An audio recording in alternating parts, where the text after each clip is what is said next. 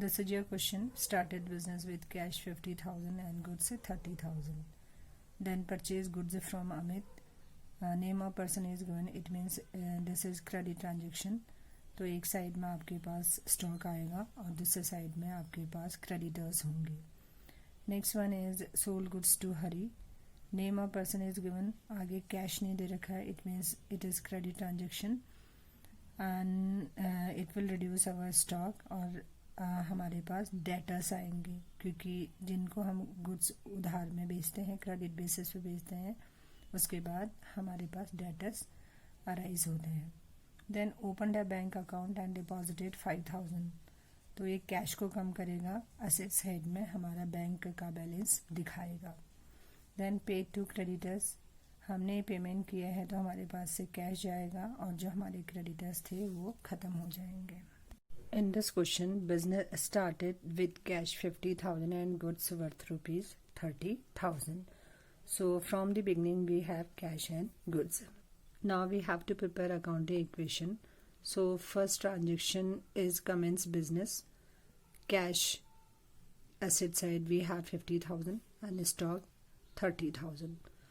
And in liability plus capital side we will have total capital of rupees 80,000. जितना भी हमारे पास business start करते समय टोटल अमाउंट होती है उतना ही हम कैपिटल में लिख देते हैं. Second transaction we purchase goods from Amit. It mean this is credit transaction. Now we purchase goods. So we purchase on credit basis because name of person is given. Understood है कि ये क्रेडिट ट्रांजेक्शन था. तो हमने credit में purchase किया तो there is no change in cash. लेकिन स्टॉक हमारा बढ़ गया क्योंकि हमने गुड्स परचेज किए हैं तो definitely it will increase our stock.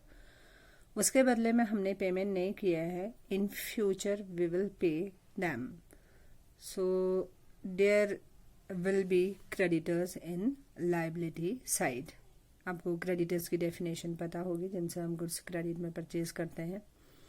So it increase our liability क्योंकि हमने फ्यूचर में पेमेंट करना पड़ेगा. तो ये क्रेडिटर्स करके हम लाइबिलिटी साइड में इसका इफेक्ट दिखा देंगे. और क्रेडिटर था हमारा अमित. ये क्रेडिटर्स का शॉर्ट फॉर्म है. After that a position of our business is this is called new equation.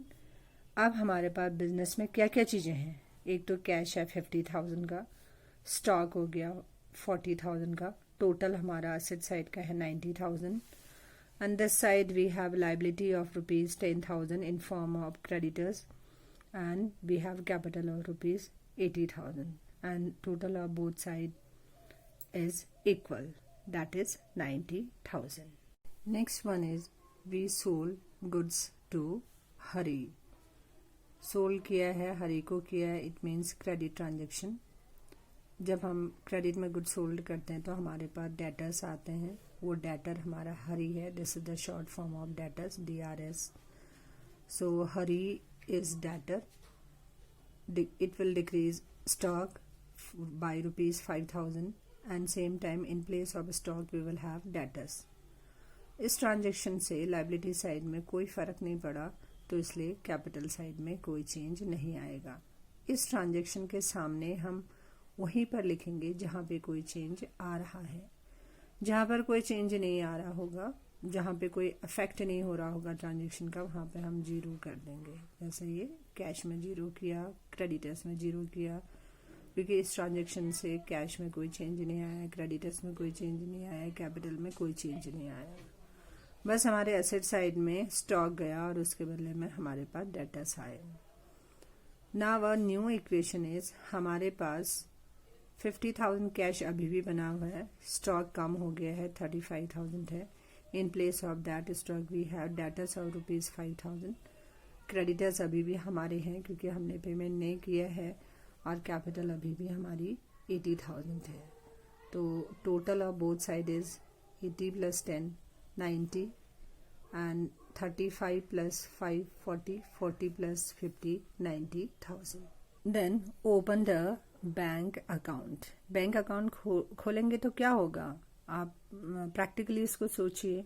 हमारे पास से कैश जाएगा 5,000 का. क्या उसका स्टॉक में कोई फर्क पड़ेगा? No, there will be no change in stock. और डेटर्स में भी कोई चेंज नहीं होगा। ये जो कैश गया ये कहाँ गया? स्टॉक खरीदने में गया या कहीं और गया, या कोई और एसेट्स आई उसके बदले में? इसके बदले में हमारा बैंक का बैलेंस बढ़ गया, तो हम एक एक कॉलम यहाँ पे ऐड करते जाएंगे। अगर हमारे पास एसेट्स आ रही हैं, अगर हमारे पास लायबिलिटी आ रही है, तो हम एक एक कॉलम यहाँ पर ऐड करते जाएंगे। अब उसके बाद हमारे बिजनेस की पोजीशन है, हमारे पास कैश है 45,000 का, क्योंकि डिक्रीज हो गया, हमने बैंक में डिपॉजिट कर दिया। स्टॉक में कोई चेंज नहीं आया, अभी भी स्टॉक हमारे पास 35,000 है। डेटर्स 5,000 के हैं, और एक और चीज़ हमारे पास आ गई है, बैंक बैलेंस। तो ये हो गया 90,000 का सम, और लायबिलिटी साइड में क्रेडिटर्स हैं 10,000, और हमारी कैपिटल है 80,000। Both side are equal. Next one is paid to creditors. हम क्रेडिटर्स को पेमेंट करेंगे तो क्या होगा, जरा आप सोचिए। पेमेंट करेंगे तो कैश विल आउटफ्लो, कैश कम होगा, कैश डिक्रीज होगा। स्टॉक में कोई चेंज नहीं होगा, डेटर्स में कोई चेंज नहीं होगा, बैंक में भी इस ट्रांजेक्शन से कोई चेंज नहीं आएगा। But these creditors will decrease by 10,000। हम जितना भी पेमेंट करेंगे, 10,000 पेमेंट करेंगे तो पूरे खत्म हो जाएंगे, 8,000 पेमेंट करेंगे तो बैलेंस बचेंगे। This time we paid full amount. तो इस ट्रांजेक्शन ने हमारे कैश को कम किया क्योंकि पेमेंट किया है, साथ में इसने हमारी लायबिलिटी को कम किया। And there is no change in capital, क्योंकि कैपिटल में इससे कोई फर्क नहीं पड़ेगा। कैपिटल में अब फर्क तब पड़ेगा जब नई कैपिटल आएगी, या प्रॉफिट होगा, या फिर लॉस होगा, या फिर इनकम या एक्सपेंसेस होंगे, तभी कैपिटल में कोई चेंज आएगा।